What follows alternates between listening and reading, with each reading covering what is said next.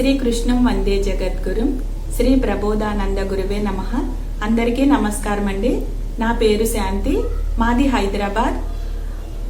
వేమన యోగేశ్వర్ల వారి జన్మదినం సందర్భంగా నిగూఢ తత్వార్థ బోధిని అనే గ్రంథంలో నాకిచ్చిన పద్యము, ఆరు మూడు గట్టి ఎలమట చెందక పోరి గుణములడచి పూని మిగుల తేరు శిఖరమెక్కి తెలివంట జూడరా విశ్వదాభిరామ వినురవేమ.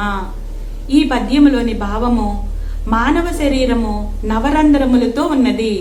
ఆ నవరంధ్రములు 2 కళ్ళు, 2 ముక్కు, 2 చెవులు, నోరు, గుదము, గుహ్యము. ఈ నవరంధ్రముల ద్వారా జీవునికి విషయ సమాచారం అందుతుంది. కళ్ళు, ముక్కు, చెవుల ద్వారా ఎక్కువ విషయ సమాచారము, నోరు, గుదము, గుహ్యము ద్వారా తక్కువ విషయ సమాచారము అందుతుంది. ఈ విషయ సమాచారం వలన గుణములు చెలరేగడం మొదలు పెడతాయి. ఈ నవరంధ్రాలతో వచ్చిన విషయ సమాచారం అందకుండా ఉండాలి అని అర్థం వచ్చేటట్టు 6 3 గట్టి అని పద్యంలో చెప్పారు. 6 అంటే జ్ఞానేంద్రియములని, 3 అంటే కర్మేంద్రియములని తెలుసుకోవాలి. మనసుకి విషయ సమాచారం లేకపోతే గుణములు అణిగిపోతాయి. గుణములను గెలిచిన వారు అవుతారు.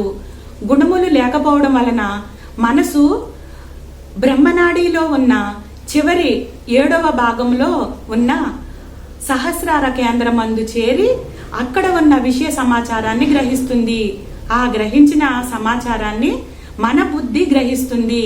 అందువలన గుణములడచి పూని తేరు శిఖరమెక్కి తెలివంట జూడరా అని చెప్పారు.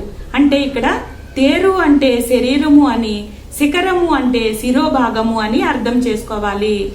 ఇంకా మనకి పద్యములోని మకుటము చూస్తే విశ్వదాభిరామ వినురవేమ అంటే విశ్వద అంటే అణువణువున వ్యాపించి ఉన్న పరమాత్మ అని, అభిరామ అంటే గొప్పదైన ఆత్మ అని, వినురవేమ అంటే జీవాత్మ వినుము అని మనకి అర్థము. ఇంతటి నిగూఢమైన జ్ఞానాన్ని అందించిన వేమన యోగీశ్వర్ భగవానికి నా సాష్టాంగ నమస్కారం అండి.